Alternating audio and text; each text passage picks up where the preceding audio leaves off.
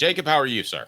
Good morning. I'm fantastic. How are you? I'm never better. All right. So, Jacob, we were just discussing how big of a factor was Dylan Samson's injury at Ohio State. We're also discussing the bigger impact on recruiting for Tennessee, just making the playoff, or is it getting blown out, not looking as good as maybe we thought they would? Let's start with Samson. Yeah. How big of a factor do you think his injury was from a psychological standpoint? And him going out in the first quarter, because he's one of the elite team leaders. Yeah, for sure. I think it's definitely there's multiple layers to it, right? Because like you said, like you just mentioned, and something I didn't really think about and I wasn't going to talk about is him as a team leader, right? And just him and his ability to rally his guys, right? And for people to just truly support him and play for him, right? Not that no one doesn't play for Deshaun Bishop or Peyton Lewis or whatever, or everybody else for that matter, but there's a little bit different feel, I guess, whenever your bell cow isn't out there. Like that's your guy. Like that is the guy that you said, or at least the guy that I said going into this game was going to win you that game, right?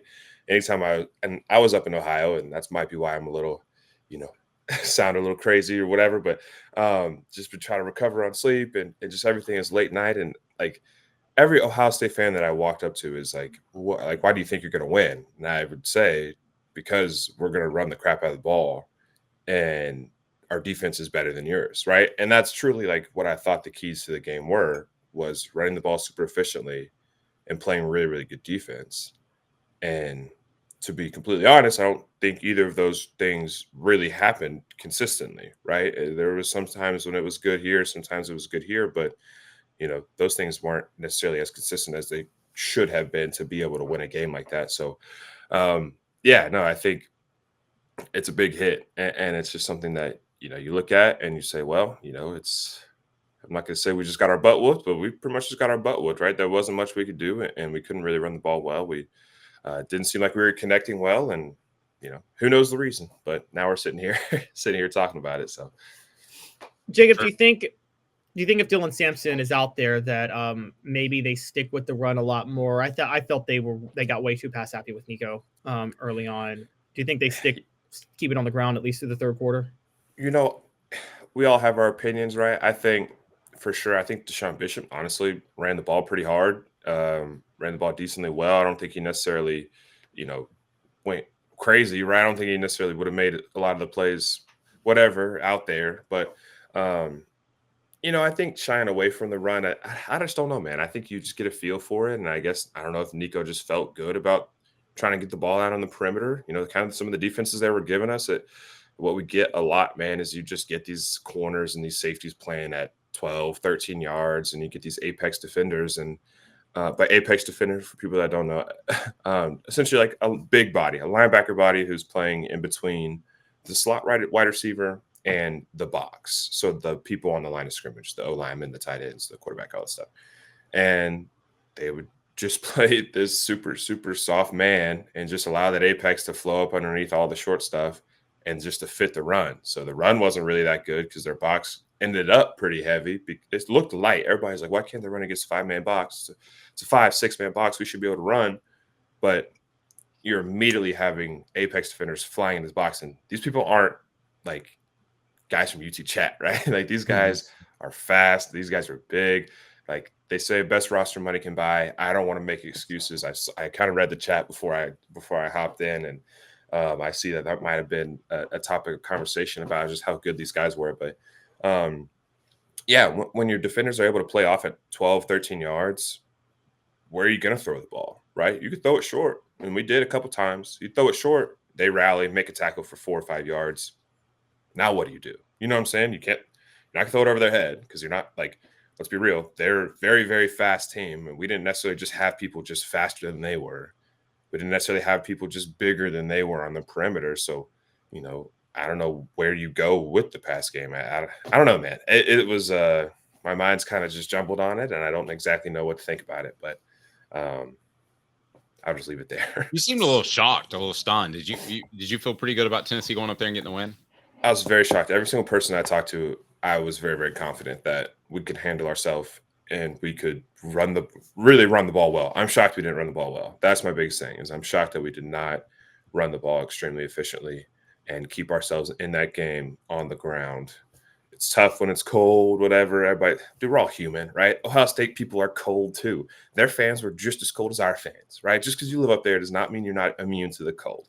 But I will say, like, you, in my mind, going into it, and again, what I think literally doesn't matter, but in my mind, going into it was we'd keep that ball on the ground. We'd just run, put the trust on the back of our run game, rotate all of our guys, man. We got good backs, and then be able to control the game in a way that we just seem to not. And so, yeah, I'm pretty surprised by the outcome. Obviously, I'm always going to be finding a way to support my guys, right, and my team and my alma mater and all those things. And so, yeah, dude, if you asked me before the game, I would have never said that we'd lose ever. It just wouldn't happen. So, yeah, I'm surprised.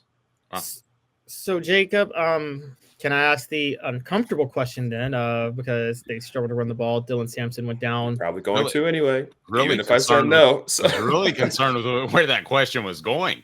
All right. Yeah, the uncomfortable question. You wanted to go jump in the hot tub together? No, I'm kidding. I'm just, it's our first question brought to you by Dynasty Pools and Spas. Hey, here we go. So afterwards, we can go get IVs. There we go. Exactly. Actually, I'm glad you did that because I forgot to mention that Jacob is brought to you by Peak IV Hydration. Sorry to interrupt. Sorry, Caleb. Peak IV Hydration, South Knoxville and Sevierville. Live your life to the fullest. PeakIVHydration.com. We can put that chat in there. Hydrate, rejuvenate, and elevate your health with Peak IV Hydration. And they got the patch, so it works incredibly well. Sorry to interrupt. Yeah. Go ahead. Just because it's not cold, guys, still got to take care of your body. Still got to take care of your hydration. Something that you don't really think about a whole lot. So make sure you go check out the link. I drink a pot of coffee, so I'm perpetually dehydrated. So that's that might be a little bit more than the recommended amount, but that's all right. So, also to the point of hydration, I don't know if because it was just in the cold. People don't know this. The cold weather dehydrates you faster than the heat. A lot of people don't know that. It's tough. It's tricky, man. And planes. Yeah. You got to hydrate on planes. Yes, that is true. So I want to ask you about, there was a lot of talk going in about the takeover of Columbus by Tennessee fans. And they did. They took over Columbus, to their credit. Oh, yeah. Sure. There was everybody running out onto the field before the game, taking their shirts off, saying, the players are, we're ready for this cold weather. Wait, can I stop for a second? What did you think about that? Who, me? Yeah. What, the fans or the shirts? The no shirts. I knew they were going to do it. Like, that's just the thing to do whenever it's like way colder than it should be, is just take your shirt off and I guess you look cool. I guess you look tough. Me personally, I would have had my shirt on if I was playing the game. I'm not taking my shirt off just because why would I? You know what I mean? I don't really care about all that stuff. But no, I knew at least a couple of the O-linemen would have come out with their shirts off, and Ollie Lane would have done it last year. I bet you next time you talk to him, I promise you he would have been doing it. So I don't know. It's just part of it. You see it all around the country. It's nothing new, but whatever. Yeah, so that happens. And then on the first drive, they think they get a stop, but Bryson Easton gets a face mask, which, it was a good call, but it's demoralizing. You give up a touchdown.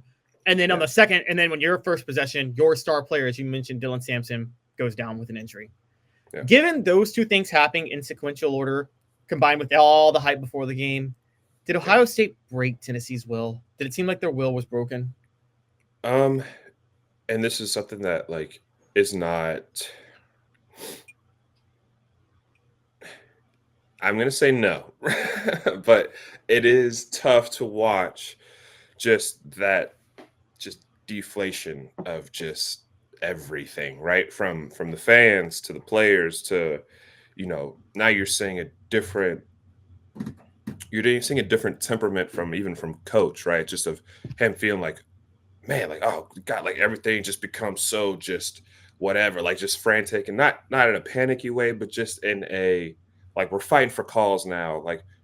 We're fighting for, little tiny ticky-tack things. And it just is whenever a big penalty doesn't go our way, if we're up 7 or up 14, right, it's a little bit different. But when you're down 21 or down 14, and it's everybody's we just looking for something to grasp onto, right? We're just looking for something to get that fire going again, just because, yeah, dude, they come out and you get it wasn't a bad penalty, right? It was a bad penalty, but it wasn't a bad call. It's a great, good call. It just sucks, right? It just sucks that it happened.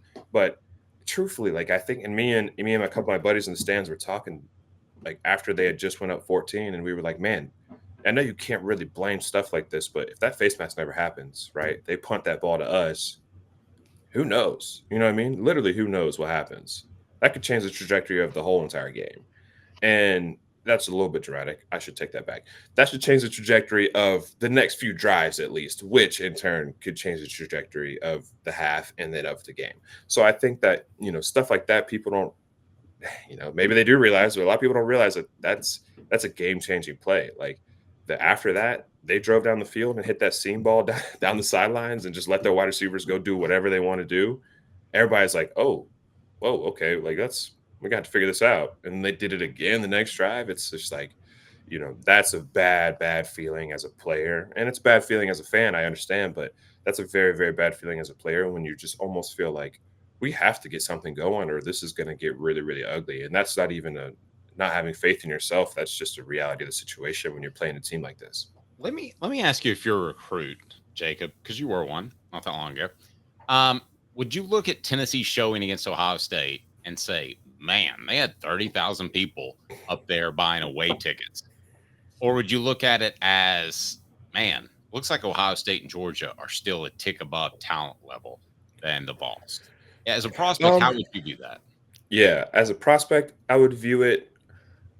I'm always viewing it as opportunity, right? So I think the way that this and I'm not even going to start because I'll be talking here forever. The way the transfer portal and everything is nowadays, man, NIL, all this, like it's so much different than even 6 years ago, right? When I was getting recruited. But like to me, getting recruited was all about just opportunity, right?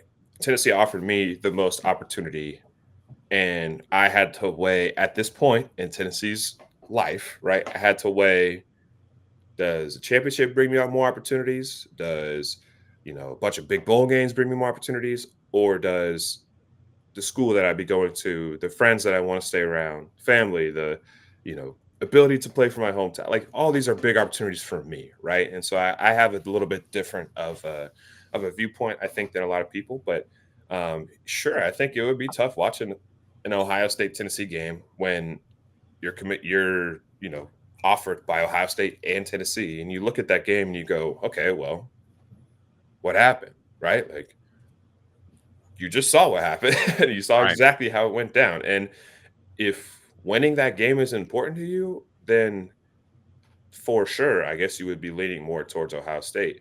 But, and this might sound bad, right? But if I'm a wide receiver and I'm watching Ohio State, they got a sophomore wide receiver and a freshman wide receiver that are arguably two of the better wide receivers in the country, right? They have one of the best receiver cores in the country. Mm-hmm. I'm not going to Ohio State. Like, I'm just not going to go. Right. And that's not, that could be me not being a competitor. If all these people in the chat want to talk crap, that's fine.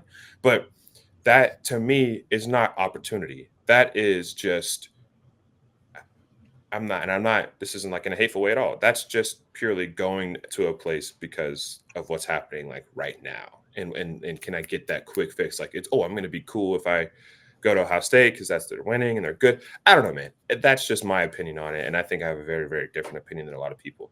I valued all the things that Tennessee had to offer. And that sitting right here, Tennessee was the most valuable experience of my entire life. And it truly changed my life. So I wouldn't pick anything over it if that's what you're asking. I know that's not really what you're asking, but me personally. I get that. You made a business decision, and recruiting fans is short for fanatics. They oftentimes they're not trying to make a business decision, the right decision. They're just trying to get their opinion out there. But my question, going back to the original, was, would you look at this Tennessee football team and be concerned that they are about as talented as they're going to get, and there's a glass ceiling? Yeah. I think we got out talented. Honestly, I think they had great talent, and I think that they had great speed. Their wide receivers were just flying around. Their quarterback put the ball in the right spots. I didn't necessarily think he was a world beater before the game. I thought he played pretty well. I thought he did exactly what he needed to do to get them to win that game like they did. So can't even hit on him. I think their running backs are fast. Like, they have great talent. And I think everyone in the country knows that they have great talent. They have the best roster money can buy. That's what I hear. That's what I heard all over the place. Them in Oregon, whatever. Oh, like best you didn't get any cash. Best roster money can buy. Yeah, dude. I got to do my IRSs. Don't try me, Dave. I got to do my taxes this year. Different. You made some cash. This is different, all right? I work for my money. I come here and I talk to you every freaking week, man. How about that? Damn right.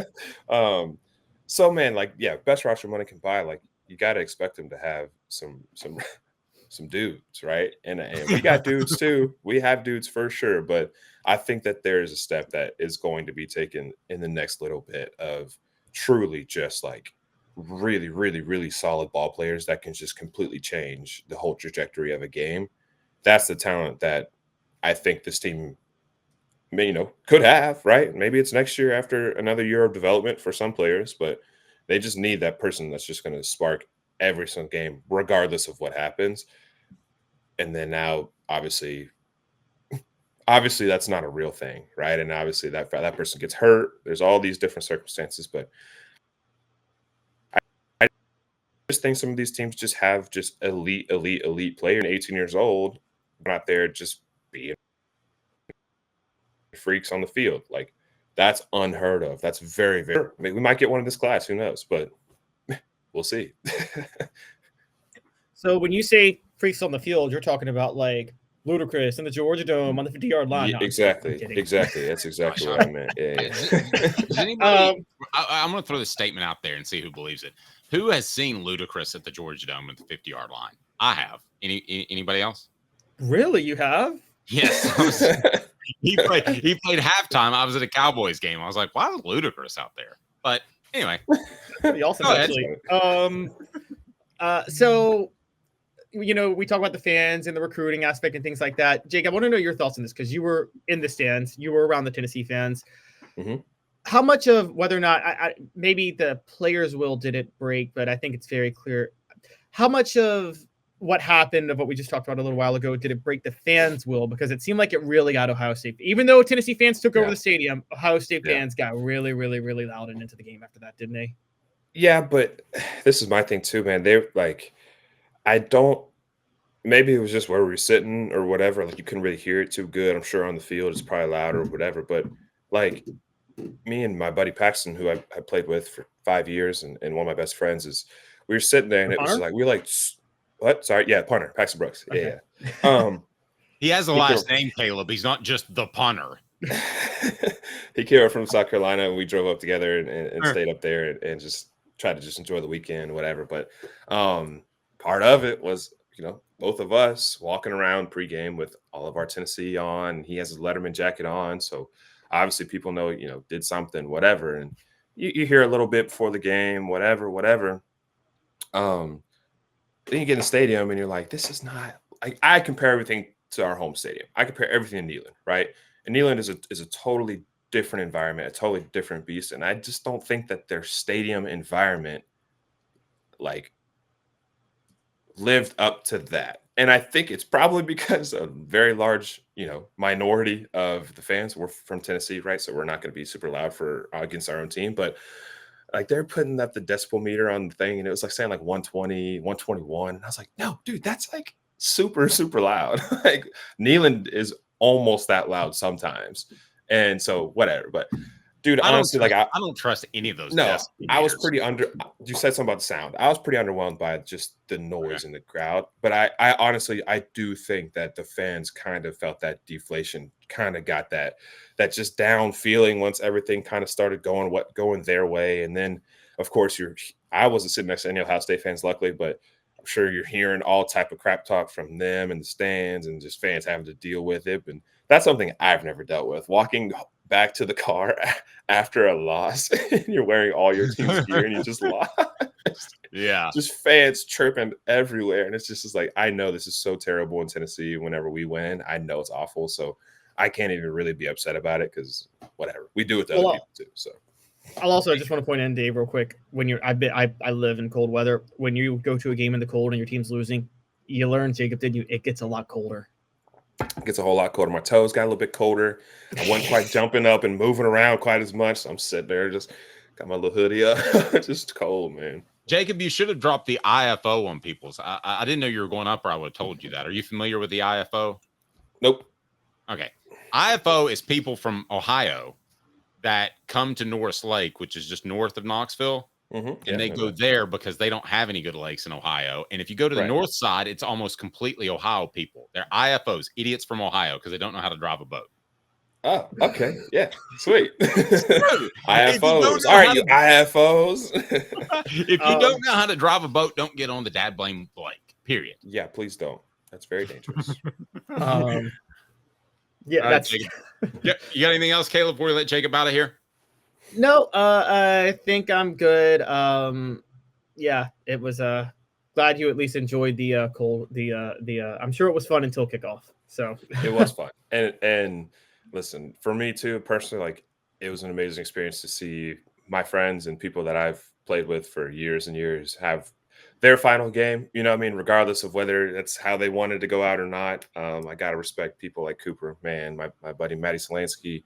All these players, man, that just have given their everything for this program. It's a terrible way to go out. Don't get a bowl experience. You don't get a ring. You don't get none of that. So that is the weird part about it. Like you don't get an extra 2 weeks of practice. You don't get the practice, but you also don't get, like, people don't realize, like, you realize the bowl's cool because people go down for the bowl game and they get to be somewhere warm and stuff. But like the bowl games ended up being truthfully my favorite time of year, just because like everybody was together. Everybody was just eating together, hanging out together, going out together, practicing together. Like it was just a grind, but it was such a good time. And so I feel for those guys that didn't get that experience. And man, just happy to see them kind of finish their careers. And they were all playing their butts off the whole entire game, man. I was super proud to watch that and see that. So much respect to them, much love to them. And just keep me in your thoughts, man. It's a rough time, a rough transition. So we'll see where they all end up. I wanted to throw in, actually, sorry, Dave, but I did want to throw in because Dave knows this very well because Dave hates this person. But Jacob, when you were very, very young, maybe a baby, I don't even know if you were born yet. When you were very, very young, I hated Jacob.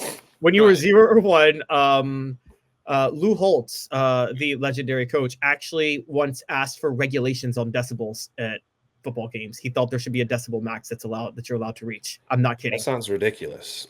Yes, exactly. That's like saying it's not allowed to be too cold. Like you can't just say that. He coached at Notre Dame when Notre Dame was the comedy, and you're not allowed to laugh.